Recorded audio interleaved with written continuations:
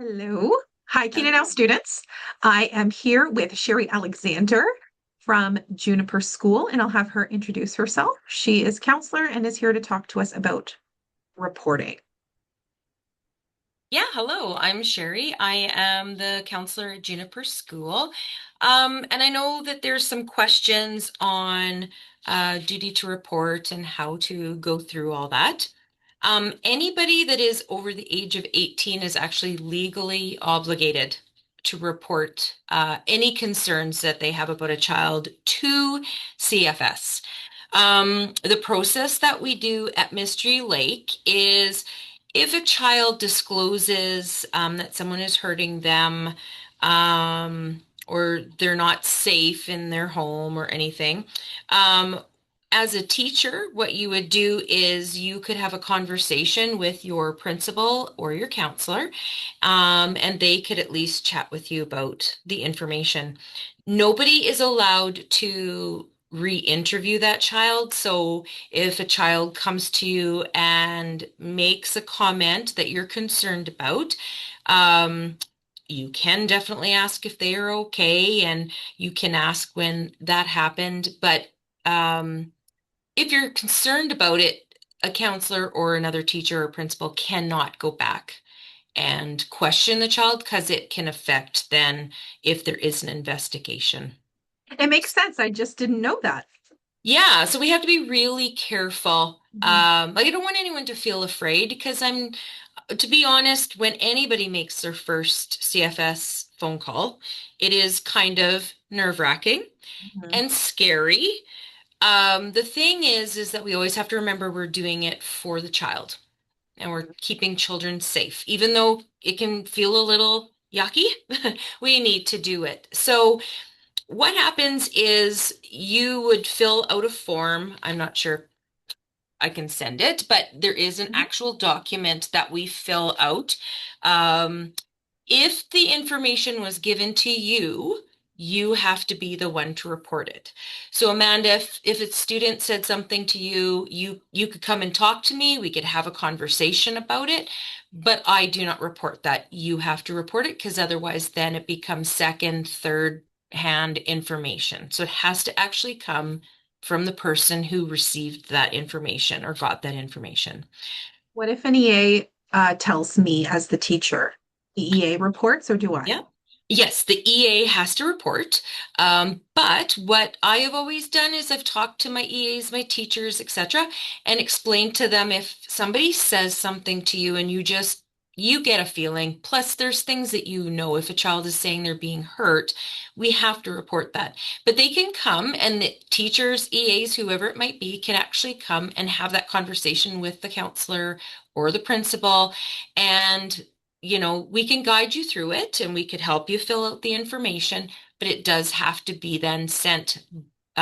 You have to make that phone call to CFS. So that's what the process is. You would fill out the information on this form. It asks your name, the child's name, where they live, their guardian, and then what happened. And in there it says like direct quotes from the student, comments that they've made. You fill it out, put your name on it, and then you get your principal to sign it. At that point, you then phone NCN intake and you ask for an intake worker. It's really important that that's who you ask for. Sometimes the person answering the phone might just ask what you're calling about, and all you need to say is you're calling from whatever school, and you would need to speak to an intake worker. It's the intake worker that is supposed to take the information. When you speak to an intake worker, you need to ask their name because you're going to actually write that on the form that you have in front of you. The other thing is you need to say who you are and that, what school you're from and that you're a teacher, whatever your position is. Do not do it anonymously. The reason being is that when you give this information to CFS, it is confidential.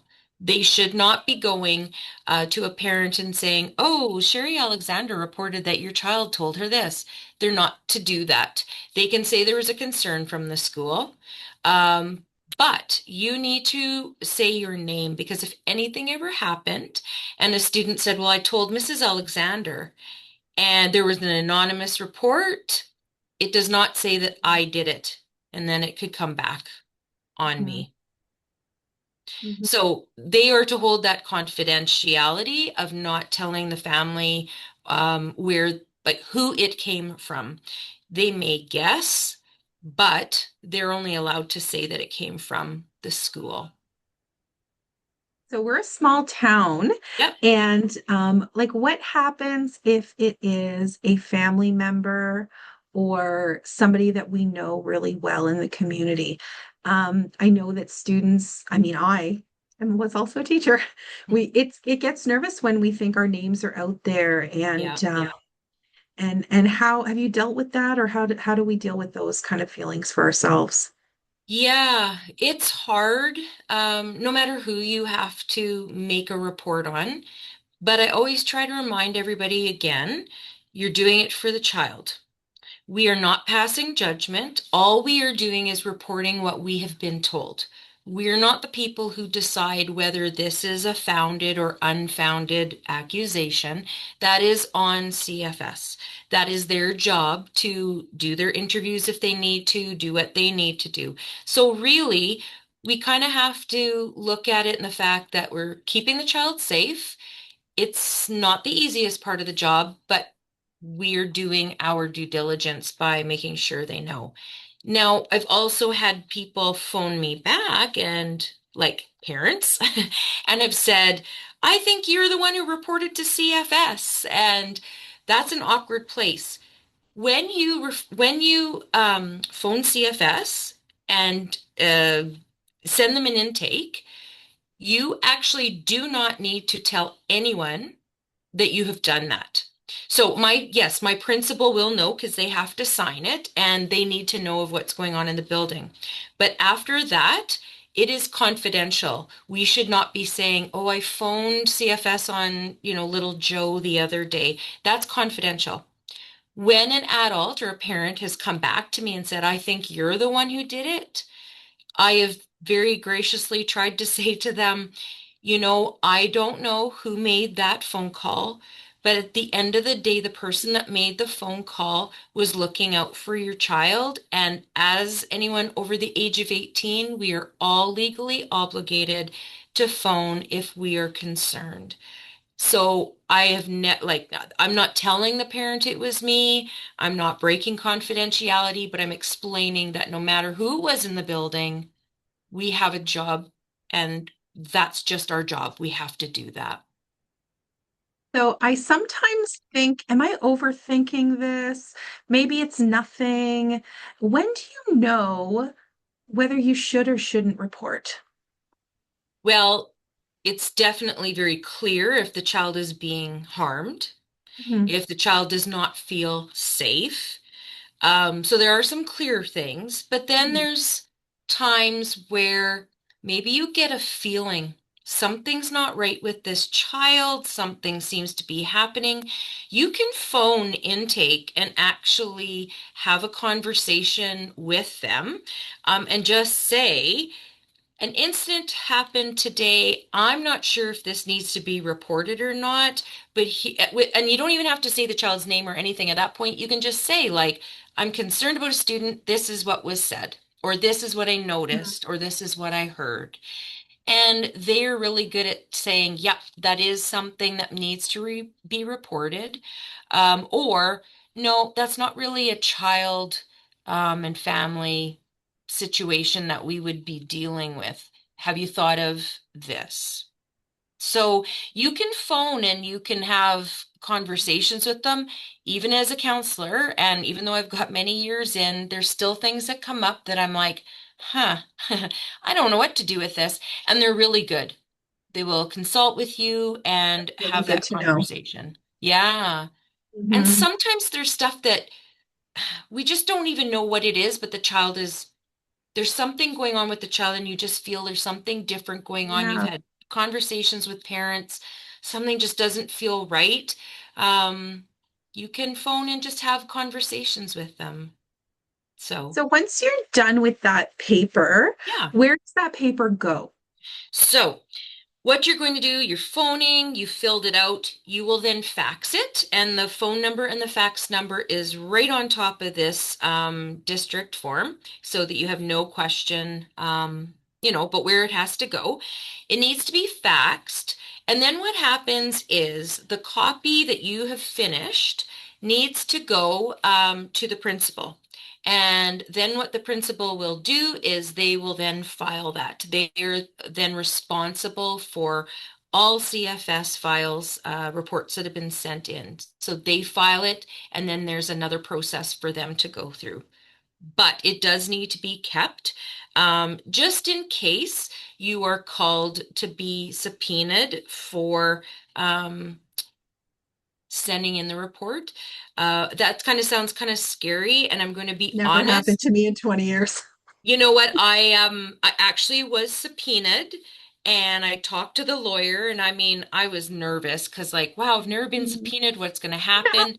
And the more questions, were had, and then I said to them, well, like this is really weird that you're asking me all this stuff because I sent in documents to CFS. I reported this. I remember Mm. reporting this. And he just went, okay, you're no longer subpoenaed. We don't need you. It's already written. Thank you. Right? But there's a possibility, very small, that you would be subpoenaed. And in the end, it's up to CFS to determine again whether it's a founded or unfounded allegation. So no teacher should have a copy of this No, paper with them. It's no. all goes to the principal. It has to go to the principal, and they have a process that they have to follow. And then what will happen is we have a special tab on our files for students that in there it will then the principal would put that a CFS report was sent today for Joe Blow, and I have like then the principal would say I have that disclosure. So then they keep that file. Okay. And that's Yeah, it. that's Now, what it. about follow-up? So you sent this in, you're super concerned about something that's a little more cut and dry. You did do the whole process. 2 weeks later, nothing. What do we get to know, or is there any follow-up that we get as teachers? I'm going to be honest, even as a I already counselor, know the answer. I get very little follow-up. There Mm. have been times where I have phoned and just said, I know you met with student X on this date. I'm noticing things are still not going well. Like sometimes sometimes there may be a follow-up, but more than likely you're not going to get a follow-up. If there's still something that's on your radar and you feel like, okay, I know they talked to them, but things still aren't, you know, good, or you just still have a feeling, you can phone them and just say, like, hey, I'm just wanting to let this student still seems to be blah, blah, blah, blah. I'm just wondering if there's something in place. They may say, yeah, there's stuff in place, but sometimes they'll say, it's confidential between us and the family. So it's kind of hard because you just don't always get that follow up. Yeah. I know. I all of these questions I'm asking you, I already know the answer to, but they're ones that Yeah. have always like questions that I had had throughout my career. I also wonder about, okay, I've gone through the whole process. I've done the paper. It's now filed with the principal. A month later, a similar thing has been said to me by the same student. Do I do the entire process again, or is it just a phone call with a follow-up? You know, Is it a new form? I would phone intake and just say, listen, I sent you this information a month ago and the same thing is happening. They'll let you know whether they would like it reported to them again or not. I was also going to say that kind of brings up where if a student comes to you and tells you that something happened to them a long time ago, but it is abuse of whatever type, you still need to fill out the report and send it in. We do not have any idea whether um, people know this information or not. That is not our concern of like, do you know what I mean? It's not our Yeah. concern of whether they know it or not.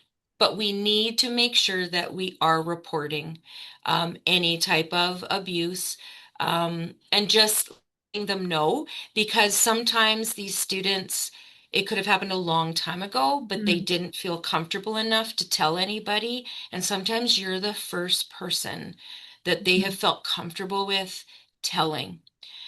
If you, after you've done a report, need some support, make sure you reach out to somebody at your school. If you have a coworker, I mean, I wouldn't be telling them that who you made a report on, but you could say that you had to make a report.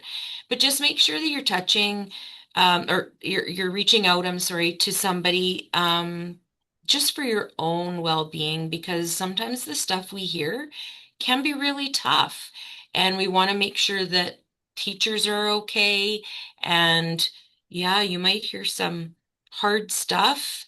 There is some definite heavy stuff. I want to, just for the students that are now listening in the future, that when I had to do my first report with School District of Mystery Lake, my counselor at the time, I went and spoke to that counselor, and they said, yep, you have to report it. And she actually sat with me when I made the phone call. She was right outside the office door. I don't think she was in the office with me, but she was right outside the office door. She helped me fax the paper. She helped me go over to the principal to hand it over, and she spoke to me afterwards. So we have lots of support at our schools that can help students. And once you are um, hired, you also have access to MTS counselors. It's for free.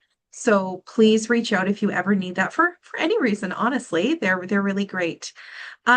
I just wanted to go circle back to something that you had said about if it had happened a long time in the past, just to make sure that we all understand that it doesn't have to be an imminent threat to be Hmm. reported or Yes. reportable. So I just wanted to make sure that that was clear and on the record.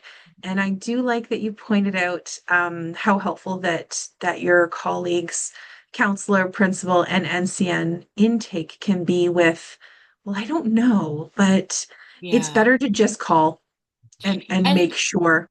And you know, Amanda, I liked what you said as well in the fact that if this is your first call, and I've told all my teachers this, and I know everybody's different, but I've told all my teachers this, if you need to make a call and this is your first time, I will sit with you.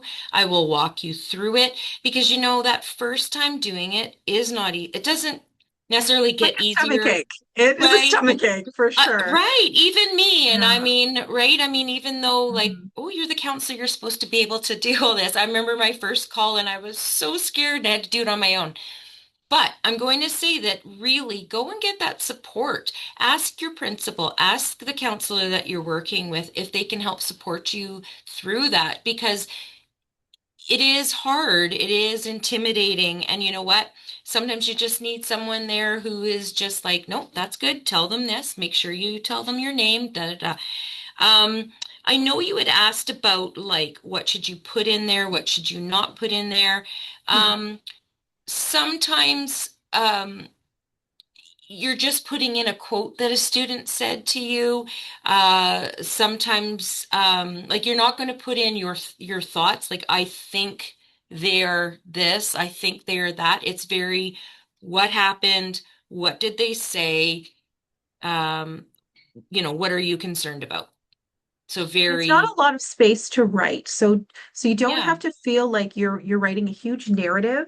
You no, can do bullet points, quotes. It's just the facts, ma'am. Just the yeah, facts. exactly.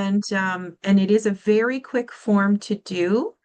And we do have a lot, every single school in School District of Mystery Lake, and I can say most of the schools in Frontier too, you have access to somebody right in the building that can help you. Yeah, It's intimidating, like you said, Sherry, it's intimidating 20 years in, but it is intimidating the first time for sure. And you absolutely. will have physical people with you that can help. Yeah. Yeah. And just remember, at the end of the day, we're doing this to keep our children safe. Mhm. And we need to realize that even though sometimes what they tell us is really heavy, they're giving you a gift. They're Mhm. giving you a gift in the fact that they trust you, they feel safe with you, and they're reaching out for help. That is a huge compliment in For one sure. way, right? That they felt that way. And even though it's heavy and hard, I always say to the kids, thank you for telling me because you know what? I can carry that for you for a while. That's We such a don't, sweet way to put that. Yes. yeah, Yeah. yeah, because they're, Mhm. it doesn't matter how old they are, Gary, right? don't They're make me cry parent. in this video. But it's important that we Yeah, realize that even though it's so heavy, hmm that they've trusted us. And for that's sure. what relationship building is about, is that they feel safe coming into this building. They feel safe. They know that there's going to be someone who helps them. So, yeah, just remember that's the main thing. We need to keep our kiddos safe. For sure. Anything else that you think that we missed or we should share? No, I don't think so. And if there is, we can always do a second video. But I think that's everything. And Maybe it'll be a series. yes. Okay.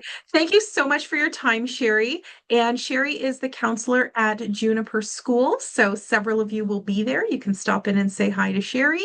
And thank you, Sherry, for giving us your time. This is a really No important, heavy problem. topic, but we really needed to get it covered before we get out into those placements. So thank you. Absolutely. Thank you guys, and good luck with all the new teachers that are coming out. It's awesome. It's exciting to see them all. So thank you. Thanks.